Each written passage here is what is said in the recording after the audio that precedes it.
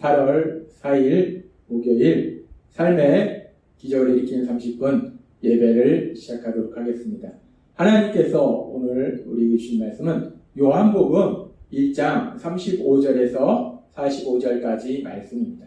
이 말씀 제가 봉독하도록 하겠습니다. 또 이튿날 요한이 자기 제자 중 두 사람과 함께 섰다가 예수의 거니심을 보고 말하되 보라 하나님의 어린 양이로다. 두 제자가 그의 말을 듣고 예수를 따르거늘 예수께서 돌이켜 그 따르는 것을 보시고 물어 이르시되 무엇을 구하느냐? 이르되 랍비여 어디 계시옵니까? 하니 랍비는 번역하면 선생이라. 예수께서 이르시되 와서 보라. 그러므로 그들이 가서 계신 데를 보고 그날 함께 거하니 때가 10시쯤 되었더라. 요한의 말을 듣고 예수를 따르는 두 사람 중에 하나는 시몬 베드로의 형제 안드레라. 그가 먼저 자기의 형제 시몬을 찾아 말하되 우리가 메시아를 만났다 하고 메시아는 번역하면 그리스도라. 데리고 예수께로 오니 예수께서 보시고 이르시되 내가 요한의 아들 시몬이니 장차 게바라 하리라 하시니라. 게바는 번역하면 베드로라. 이튿날 예수께서 갈릴리로 나가려 하시다가 빌립을 만나 이르시되 나를 따르라 하시니 빌립은 안드레와 베드로와 한 동네 베세다 사람이라. 빌립이 나다나엘을 찾아 이르되 모세가 율법에 기록하였고 여러 선지자가 기록한 그 일을 우리가 만났으니 요셉의 아들 나사렛 예수니라. 아멘.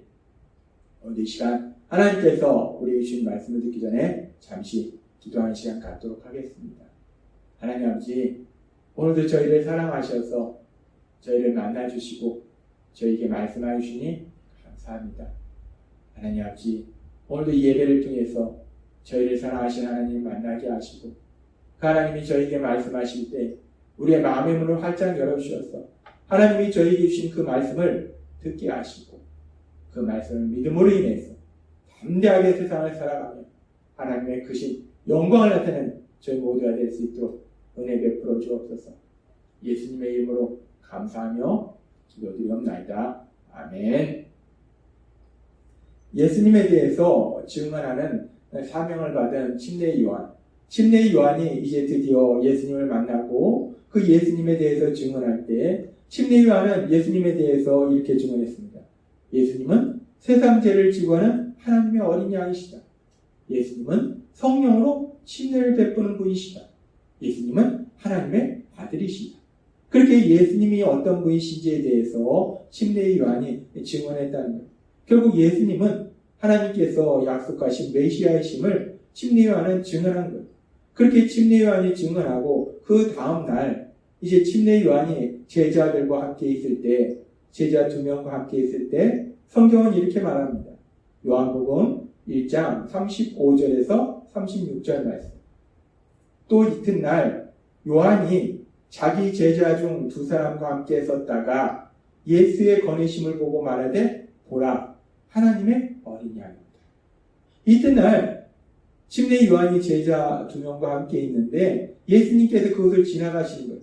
그러니까 침례 요한이 다시 제자들한테 말합니다. 보라 저분이 바로 하나님의 어린 양이다. 보라 저분이 바로 성령으로 침례를 베푸는 분이시다. 저분이 바로 하나님의 아들이시다. 저분이 바로 메시아시다. 라고 침례 요한은 제자들한테 다시 한번 얘기하는 겁니다.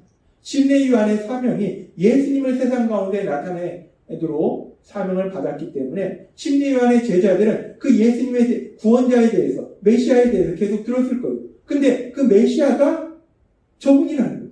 그러니까 그 말을 들은 이제 침례 요한의 제자들이 요한복음 1장 37절의 말씀처럼 두 제자가 그의 말을 듣고 예수를 따르거늘. 침례 요한은 오로지 예수님에 대해서 메시아이신 예수님에 대해서 증언하는 사명을 받았기 때문에 이제 그 제자들마저도 그 예수님을 따르도록 침례 요한은 권면했을 거예요. 그러니까 그 침례 요한의 두 제자가 이제 예수님을 따릅니다. 그렇게 침례 요한의 두 제자가 예수님을 따르는데 이렇게 예수님을 따르게 된 두 제자가 누구인가? 뒤에 나오는 말씀에 보면 한 명은 베드로의 형제 안드레임을 알 수 있고 한 명은 누군지 이름이 나오지 않습니다. 근데 이 모든 사항을 자세하게 기록한 사람이 누구냐? 사도 요한이라는 것. 따라서 대부분의 신학자들은 이 당시에 안드레와 함께 예수님을 따른 그 제자가 누군가? 그 제자는 바로 사도 요한일 것이다 라고 대부분의 신학자들은 말하고 있습니다. 그렇습니다. 그렇게 안드레와 그리고 사도 요한이 이제 예수님을 따르게 되는 거예요. 그렇게 두 사람이, 침례 요한의 제자였던 두 사람이 이제 예수님을 따를 때에 그런 그들을 향해서, 그들이 예수님에게 왔어요. 그리고 예수님을 따르려고 합니다. 그랬을 때 그런 그들을 향해서 예수님께서는 이렇게 말씀하십니다. 요한복음 1장 38절 말씀. 예수께서 돌이켜 그 따르는 것을 보시고, 이제 그들이 자신을 따르려고 하는 것을 예수님께서 보시고 물어 이르시되 무엇을 구하느냐? 무엇을 구하느냐? 너희가 나에게 무엇을 구하느냐? 너희가 나에게 무엇을 원하느냐? 너희는 나를 통해서 무엇을 하기를 원하느냐? 라고 예수님이 그들에게 묻습니다. 그랬을 때 성경에 보면은 이 안드레하고 사도 요한이 자신들이 무엇을 구하는지는 대답하는 장면이 없습니다. 그리고 단순히 선생님 어디 계십니까? 라고 물어요. 그런 장면이 있습니다. 그래서 지금 이 성경에 보면 이 사도 요한하고 이 안드레가 예수님을 따르는데 그들이 무엇을 구하는지, 예수님을 통해서 무엇을 얻고자 하는지 우리는 알 수 없어요. 그런데 우리가 뒤에 나오는 말씀을 통해서 그들이 무엇을 구했는지, 왜 예수님을 따르게 됐는지를 우리는 생각해 볼 수 있습니다. 뒤에 나오는 말씀에 보면은 이제 그렇게 안드레가 예수님을 만난 이후에, 예수님을 따른 이후에 바로 자신의 형제 베드로에게 가서 이렇게 얘기합니다. 요한복음 1장 41절 말씀. 그가 먼저 자기 형제 시몬을 찾아 말하되, 여기서 시몬은 시몬 베드로를 의미해요. 베드로를 찾아 말하되 우리가 메시아를 만났다. 우리가 메시아를 만났다. 더 정확하게 얘기하면 우리가 기대하던, 찾고 찾던 그 메시아를 우리가 만났다. 사도 요한과 내가 그 메시아를 만났다. 라고 지금 안드레는 말하고 있어요. 안드레는 예수님은 메시아시다 라고 분명하게 믿고 있었다는 겁니다. 그렇게 안드레만 예수님을 메시아로 믿고 있었던 것이 아니라 예수님이 불러서 예수님을 따르게 된 빌립, 그 빌립도 예수님을 메시아로 믿고 있었다는 거예요.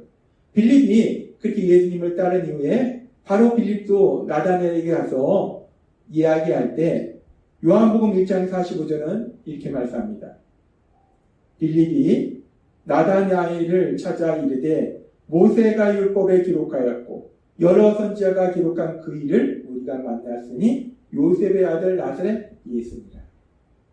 빌립은 아마 나다나엘은 하나님의 말씀에 대해서 많은 지식을 가지고 있었을 거예요. 그래서 그에게 맞게 얘기합니다. 모세가 기록하였고 많은 선지자들이 얘기했던 그 일, 즉 하나님의 약속했던 그 메시아를 만났는데 그 메시아가 바로 나사렛 예수다 라고 빌립이 말하더라는 거예요. 우리는 이렇게 안드레가 예수님이 메시아라고 이야기하는 것, 또 빌립이 예수님이 메시아라고 이야기하는 이 장면을 통해서 안드레나 빌립, 그리고 사도 요한, 이런 사람들이 왜 예수님을 따랐는지, 왜 예수님을 추종했는지 그 이유를 알 수 있습니다. 그것은 그들은 예수님을 메시아로 믿었다는 거예요. 예수님이 그리스도로 믿었기 때문에 그들이 예수님을 따르게 됐다는 거예요. 그런데 우리가 여기서 조금 더 깊이 생각해 보면 그렇게 안드레나 사도 요한이나 베드로나 나다나엘이나 빌립이나 이런 사람들이 예수님을 메시아로 믿었기 때문에 예수님을 따르긴 했는데, 그런데 아주 중요한 것이 있는데 이들이 생각했던 메시아의 개념, 특별히 예수님께서 육체를 지닌 인간의 몸으로 이 땅에 오셨던 그 당시 사람들이 가지고 있던 그 메시아의 개념과 하나님이 지금 우리에게 주시는 그 메시아의 개념에는 차이가 있다는 거예요. 어떤 차이가 있는가? 그 당시 이스라엘 백성들은 메시아에 대해서 어떻게 생각하고 있었는가? 메시아는 어떤 분이라고 생각하고 있었는가? 메시아, 그리스도는 구원자예요. 그런데 그들은 그 구원자에 대한 개념이 지금 우리가 생각하는 구원의 개념과는 다르다는 거예요. 이스라엘 백성이 죄를 지어서 바벨론 포로 생활하고, 그리고 바벨론 포로 생활에 고통에서 벗어나도록 하나님께서 은혜 베풀어 주셨는데 계속해서 그들이 죄 속에 있음으로 인해서 그들이 주변 여러 민족들로 인해서 계속해서 고통을 받았어요. 그래서 계속해서 고통 속에 있으면서 그들은 자신들을 그런 고통에서 구해줄 메시아, 구원자에 대해서 더욱더 큰 기대를 가졌습니다. 하나님은 모세를 통해서 많은 선지자를 통해서 구원자에 대해서 이미 말씀하셨기 때문에 그렇게 많은 고통 속에 있던 이스라엘 백성들은 자신들을 그 고통에서 구해줄 구원자이신 메시아, 그 구원자에 대해서, 메시아에 대해서 더욱더 큰 기대를 가지고 있었고, 그리고 예수님께서 이 땅에 오셨을 당시에는 더군다나 로마가 이스라엘을 지배하고 있었고, 그래서 에돔 족속이었던 헤롯 왕가가 이제 이스라엘 백성들을 아주 지배하면서 아주 그들을 힘들고 고통스럽게 했다는 것. 그래서 그 당시에는 그들이 메시아, 구원자에 대해서 간절히 기대하고 있었는데, 그래서 아까 안드레도 우리가 찾던 바로 메시아를 만났다라고 얘기하는, 그들은 그 구원자가 오시기를, 메시아가 오시기를 간절히 기대했다는 거예요. 간절히 찾았다는 거예요. 근데 그들이 생각하는 메시아는 누군가, 구원자는 누군가, 그들을 고통에서 구해줄 메시아, 그들을 로마의 압제로부터 구원해줄 정치적인 메시아, 그들이 생각한 메시아는 그런 메시아였다는 거예요. 그렇기 때문에 지금 베드로나 그리고 안드레나 빌립이나 사도 요한이나 나다나엘이나 이런 사람들이 예수님을 메시아로 믿고 따르고 있었지만, 그런데 이들이 예수님을 메시아로 믿을 때 이들이 생각한 구원자의 개념은 모든 고통의 근본적인 원인인 죄에서 구원해 주신 구원자가 아니라 현실의 고통에서 구원해 주신 구원자, 그리고 이스라엘 백성이 믿고 있었던 것, 기대하고 있었던 것처럼 정치적인 구원자를 생각하고 있었을 것이라는 거예요. 그런 모습을 우리가 어디에서 볼 수 있는가? 예수님을 따르던 제자들, 그 제자들에게 예수님은 자신이 이제 십자가 고난을 당하시고 십자가에서 죽임당하실 것을 말씀하세요. 그렇게 예수님께서 십자가 죽임당하실 것을 말씀하실 때에 예수님을 메시아로 믿었던 그 제자 중에 사도 요한과 그의 형제 야고보는 이렇게 예수님께 말씀드립니다. 마가복음 10장 37절 말씀. 여짜오되 주의 영광 중에서 우리를 하나는 주의 우편에, 하나는 좌편에 앉게 하여 주옵소서. 분명히 사도 요한도 야고보도 예수님을 메시아로 믿었기 때문에 예수님을 따랐어요. 근데 그 예수님이 메시아로서의 그 역할을 감당하기 위해서 이제 십자가에서 죽임당하실 것을 말씀하시는데, 예수님은 십자가에서 죽임당하실 것을 말씀하는데 사도 요한과 야고보는 딴 생각을 한다는 거예요. 예수님이 구원자이시기 때문에 이제 로마의 압제로부터 우리를 벗어나게 하셔서 새로운 왕국을 세우실 때, 그때 예수님, 저는 이 자리, 그리고 야고보는 이 자리, 그렇게 중요한 권력의 자리에 우리를 앉게 해주세요 라고 이들이 말해야 되는 거예요. 분명히 예수님을 메시아로 믿고 따르긴 했지만 이들이 생각하는 메시아의 개념은 모든 고통의 근본 원인은 죄에서 구원하시는 메시아가 아니라 현실의 고통에서 구원해 주신 메시아, 그들을 로마의 압제로부터 벗어나도록 해주신 메시아, 그런 정치적인 메시아, 그런 메시아를 기대했을 거라는 거예요. 그래서 예수님께서는 이렇게 안드레와 그리고 사도 요한이 예수님을 따르겠다라고 나섰을 때 요한복음 1장 38절에서 이렇게 말씀하신 거예요. 예수께서 돌이켜 그 따르는 것을 보시고 물어 이르시되 무엇을 구하느냐?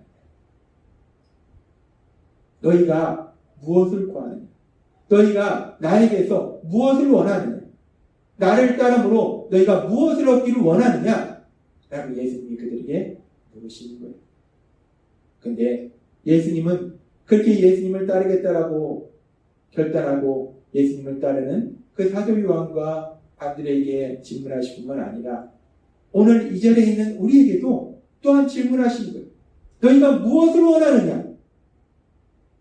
너희가 무엇을 원하느냐? 세상 죄를 지고 하는 하나님의 어린 양으로 오신 그 예수님, 성령으로 침례를 베푸시는 그 예수님, 하나님의 아들이신 그 예수님, 그 하나님의 아들이신 예수님, 그 예수님을 믿는 이유가 무엇이냐? 예수님을 통해서 무엇을 얻기를 원하느냐? 단순히 내 삶의 현실의 고통에서 벗어나기를 원하느냐? 현실의 복을 받기를 원하느냐?